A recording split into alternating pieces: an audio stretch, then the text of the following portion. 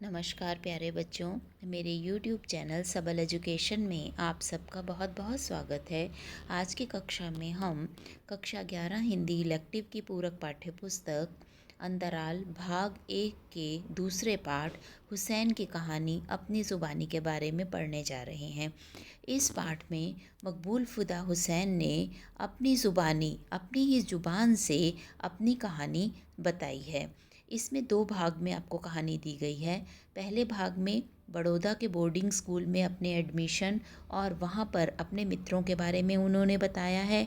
दूसरे भाग रानीपुर बाज़ार में उन्होंने बाज़ार में अपने चाचा की दुकान पर बैठकर किस तरह से चित्रकला का शौक़ उनके अंदर जागा और प्रारंभ में वो किस तरह के चित्र बनाते थे, फिर उनके पिता ने उनको किस तरह से प्रोत्साहित किया, इस सब के बारे में उन्होंने बताया है। तो मैं इस कहानी का सस्वर वाचन कर रही हूँ, आप इसे ध्यानपूर्वक सुनिए। बड़ौदा का बोर्डिंग स्कूल। मकबूल अब लड़का नहीं रहा क्योंकि उसके दादा चल बसे। लड़के के अब्बा ने सोचा क्यों न उसे बड़ौदा के बोर्डिंग स्कूल में दाखिल करा दिया जाए, वरना दिन भर अपने दादा के कमरे में बंद रहता है। सोता भी है तो दादा के बिस्तर पर, और वहीं भूरी अचकन ओढ़े जैसे दादा की बगल में सिमट कर सोया हो। घर में न किसी से बातचीत, बस गुमसुम। अब्बा ने फ़ौरन मकबूल को चाचा के हवाले किया और हुक्म दिया कि इसे बड़ौदा छोड़ आओ, वहाँ लड़कों के साथ इसका दिल लग जाएगा। पढ़ाई भी के साथ मजहबी तालीम, रोज़ा नमाज, अच्छे आचरण के 40 सबक, पाकीज़गी के 12 तरीके सीख जाएगा। महाराजा सियाजीराव गायकवाड़ का साफ सुथरा शहर बड़ौदा, राजा मराठा प्रजा गुजराती। शहर में दाखिल होने पर हिज हाइनेस की 5 धातुओं से बनी मूर्ति, शानदार घोड़ों पर सवार, दौलते बरतानिया के मेडल लटकाए, सीना ताने दूर से ही दिखाई देती है। दारुल तुलबा छात्रावास, मदरसा हुसामिया, सिंहबाई माता रोड, गैडी गेट। तालाब किनारे सुलेमानी जमात का बोर्डिंग स्कूल। गुजरात की मशहूर आर.के. तिहाल की ख्याति वाले जीएम हकीम अब्बास तैयब जी की देखरेख में, जो नेशनल कांग्रेस और गांधी जी के अनुयायी, इसलिए छात्रों के मुड़े सिरों पर गांधी टोपी और बदन पर खादी का कुर्ता पैजामा।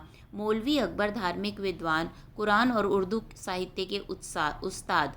केशवलाल गुजराती जुबान के class teacher. Scout master major Abdullah Pathan. Gulanja Khan band master. बावर्ची गुलाम की रोटियां और बीवी नरगिस का सालन गोश्त। मकबूल को इसी बोर्डिंग के हाथे में छोड़ा जाता है, जहां उसकी दोस्ती 6 लड़कों से होती है जो एक दूसरे के करीब हो जाते हैं। 2 साल की नज़दीकी तमाम उम्र कभी दिल की दूरी में बदल नहीं पाई। हालांकि हर एक अलग अलग दिशाओं में बटे 6 हीले और बहाने हुए। एक डभोई का अत्तर व्यापारी बना तो दूसरा सियाजी रेडियो की आवाज़। एक बना कराची का नागरिक तो दूसरा मोती की तलाश में कुवैत पहुंचा। एक पहुंचा बम्बई और अपना कोट पतलून और पीली धारी की टाई उतार फेंकी। अबा कबा पहन मस्जिद का मेंबर बना। एक उड़ने वाले घोड़े पर पैर रकाब में डाले बना कलाकार और दुनिया की लंबाई चौड़ाई में चक्कर मार रहा है। यह 5 दोस्त: मोहम्मद इब्राहिम गोहर अली, डभोई के अत्तार, छोटी कदकाठी ठहरी हुई नज़रें, अंबर और मुश्क के इत्र में डूबे गुणों के भंडार, डॉक्टर मनव्वरी का लड़का अरशद, हमेशा हंसता चेहरा, गाने और खाने का शौकीन, भरा लेकिन कसा पहलवानी जिस्म, हामिद कंवर हुसैन, शौक कुश्ती और दंड बैठक, खुश मिजाज, गप्पी, बात में लाने वाला उस्ताद। चौथा दोस्त अब्बाजी अहमद, गठा जिस्म, खुला रंग, कुछ कुछ जापानी खिंची सी आंखें, स्वभाव से बिजनेसमैन, हंसने का अंदाज दिलकश। पांचवा अब्बास अली फिदा, बहुत नरम लहजा, चेहरे पर ऊंचा माथा, वक्त का पाबंद, खामोश तबीयत, हाथों से किताब शायद ही कभी छूटी हो। मदरसे का सालाना जलसा, मुगल वाड़े के मशहूर फोटोग्राफर लुकमानी ट्राईपॉड पर रखे कैमरे पर काला कपड़े ढके जैसे उसके अंदर घुसे जा रहे हों। सिर्फ खास मेहमानों और उस्तादों का ग्रुप फोटोग्राफ खींचा जा रहा है। दूर लड़कों की भीड़ में खड़ा मकबूल मौके की तलाश में है। जैसे ही लुकमानी ने फोकस जमाया और कहा रेडी, मकबूल दौड़कर ग्रुप के कोने पर खड़ा हो गया। इस तरह उस्तादों की बिना इजाज़त उसने अपनी कई तस्वीरें खिंचवाईं। मकबूल ने खेल कूद में हिस्सा लिया, हाई जंप में पहला इनाम, दौड़ में फिसड्डी। जब मास्टर मोहम्मद अतर ने ब्लैक बोर्ड पर सफ़ेद चौक से एक बहुत बड़ी चिड़िया बनाई और लड़कों से कहा अपनी स्लेट पर उसकी नकल करो, तो मकबूल की स्लेट पर हूबहू वही चिड़िया ब्लैक बोर्ड से उतरकर आ बैठी। 10 में से 10 नंबर। 2 अक्टूबर। स्कूल गांधी जी की सालगिरह मना रहा है। क्लास शुरू होने से पहले मकबूल गांधी जी का पोर्ट्रेट ब्लैक बोर्ड पर बना चुका है। अब्बास तैयब जी देखकर बहुत खुश हुए। मदरसे के जलसे पर मौलवी अकबर ने मकबूल को इल्म ज्ञान पर 10 मिनट का भाषण याद कराया, बाकायदा अभिनय के साथ। उसमें एक फ़ारसी का शेर था, कस्बे कमाल कुन की अजीज़त जहाँ शबी, कस्बे कमाल नियार जद अजीज़ मन। जिसका हुनर में कमाल हासिल हुआ वह सारी दुनिया का चहेता, जिसके पास कोई हुनर का कमाल नहीं वह कभी दिलों को जीत नहीं सकता। किसे मालूम यह कस्बे कमाल हुनर का कमाल सारी दुनिया में फैलेगा।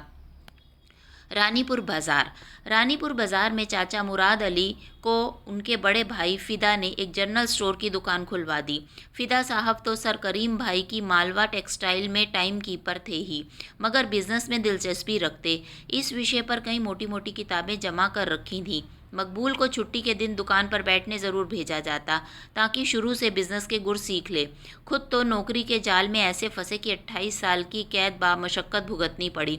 छोटे भाई मुराद अली से पहलवानी छुड़वाकर दुकानें लगवाईं। जनरल स्टोर ना चला तो कपड़े की दुकान, वह भी नहीं चली तो तोपखाना रोड पर आलीशान रेस्तरां।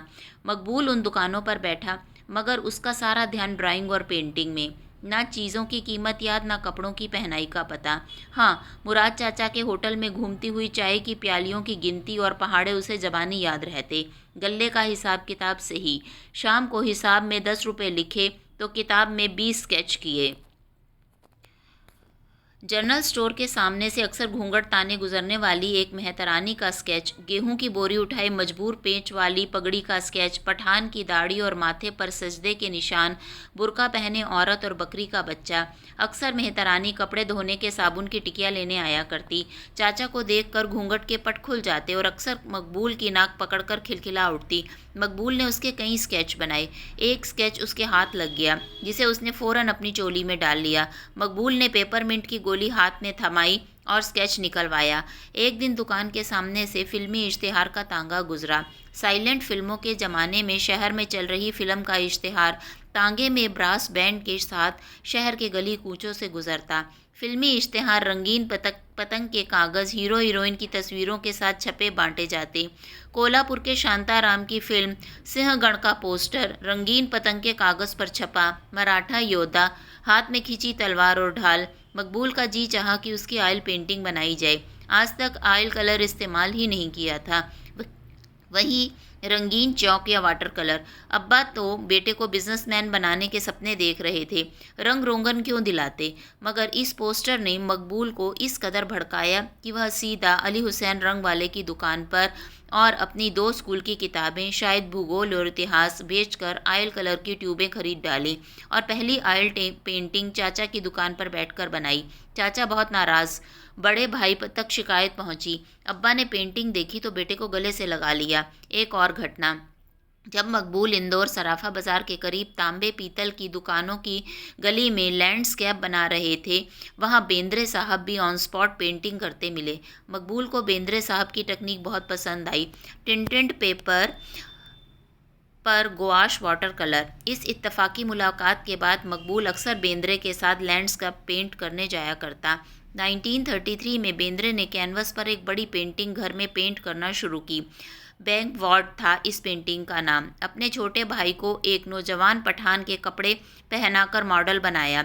सिर पर हरा रुमाल बांधा, कंधे पर कंबल, हाथ में डंडा, सूरा और डेगा, यानी फ्रेंच इम्प्रेशन की झलक। रॉयल अकादमी का रूखा रॉयलिज्म, उस पर एक्सप्रेशनिस्ट ब्रश स्ट्रोक का ढांचा। इस पेंटिंग पर बेंद्रे को बम्बई आर्ट सोसाइटी ने चांदी का मेडल दिया। हिंदुस्तानी मॉडर्न आर्ट का यह पहला क्रांतिकारी कदम था। हालांकि इस कदम में जोशो अज़्म की सुर्खी कम और जवानी का गुलाबीपन ज़्यादा था।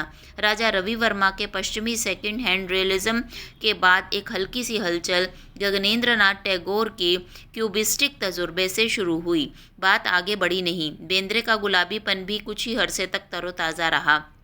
बड़ौदा पहुंचकर वह फैकल्टी ऑफ फाइन आर्ट के हर दिल अजीज़ डीन बन गए। मकबूल की पेंटिंग की शुरुआत और इंदौर जैसी सिवाय बेंद्रे के कोई नहीं। वह उनके पास जाता रहा और एक दिन उन्हें अपने घर ले आया, अब्बा से मिलवाया। बेंद्रे ने मकबूल के काम पर बात की। दूसरे दिन अब्बा ने बम्बई से विंसर न्यूटन ऑयल ट्यूब और कैनवस मंगवाने का ऑर्डर भेज दिया। अब सोचा जाए तो तजुर्बा होता है कि उस जमाने के इंदौर जैसे कपड़ा मिल माहौल में काजी और मौलवियों के पड़ोस में एक बाप कैसे अपने बेटे को आर्ट की लाइन इख्तियार करने को राज़ी हो गया, जबकि वह आर्ट का शगल राजे महाराजे और अमीरों की अय्याश दीवारों की सिर्फ लटकन बना रहा। आधी सदी और ज़रूरत थी कि आर्ट महलों से उतरकर कारखानों की दीवारों तक पहुँचे। मकबूल के अब्बा की रोशन ख्याली ना जाने कैसे 50 सालों की दूर नज़रअंदाज कर गई और बेंद्रे के मशवरे पर उन्होंने अपने बेटे की तमाम रिवायती बंदिशों को तोड़ फेंका और कहा, जाओ बेटा और ज़िंदगी को रंगों से भर दो। तो इस तरह से बेटा मकबूल फ़िदा हुसैन के पिता ने उन्हें कितना प्रोत्साहित किया, मोटिवेट किया, उनका साथ दिया, जिससे कि मकबूल फ़िदा हुसैन अपने शौक़ को पूरा कर सके और पूरे विश्व के एक सर्वश्रेष्ठ चित्रकार बने। तो पहले इस पार्ट में बोर्डिंग स्कूल में जब उनका दाखिला हुआ, क्योंकि उनके दादाजी की मृत्यु हो गई थी और वो हर समय घर में गुमसुम अपने दादाजी के पलंग पर लेटे रहते थे, इसीलिए उनके पिता ने बड़ौदा के बोर्डिंग स्कूल में उनका दाखिला करवाया, जिससे कि उनका मन बदल जाए और वो पढ़ने लिखने लगे। वहाँ पर उनके जो 6 दोस्त बने उसका परिचय और वहाँ पर कौन कौन से अध्यापक थे उसका परिचय उन्होंने पाठ के शुरू में दिया है। दूसरा उन्होंने बताया है कि किस तरह से इंदौर के बाज़ार में अपने चाचा की दुकान पर बैठकर, वो बैठते तो दुकान पर थे लेकिन हर आने जाने वाले व्यक्ति का स्केच वो बैठे बैठे बनाया करते थे। जब उनके पिताजी को उनकी इस गुण के बारे में, उनकी इस योग्यता के बारे में पता चला तो उनके पिताजी ने उन्हें डांटा नहीं बल्कि उन्हें गले से लगाया और उन्हें उत्साहित किया कि तुम आगे बढ़ो, मैं तुम्हारा साथ दूंगा और तुम इस तरह से अपनी ज़िंदगी में भी रंग भरो। तो इस तरह से यहाँ पर मकबूल फ़िदा हुसैन की आत्मकथा से लिया गया अंश आपको दिया गया है। आशा है कि आपको समझ आ गया होगा। अगर आपके कोई प्रश्न है तो उसे कमेंट बॉक्स में लिखिए, मैं आपके उत्तर देने का पूरा प्रयास करूँगी। अगर आपको वीडियो पसंद आया हो तो चैनल को सब्सक्राइब करें, वीडियो को ज़्यादा से ज़्यादा लाइक और शेयर करें। धन्यवाद।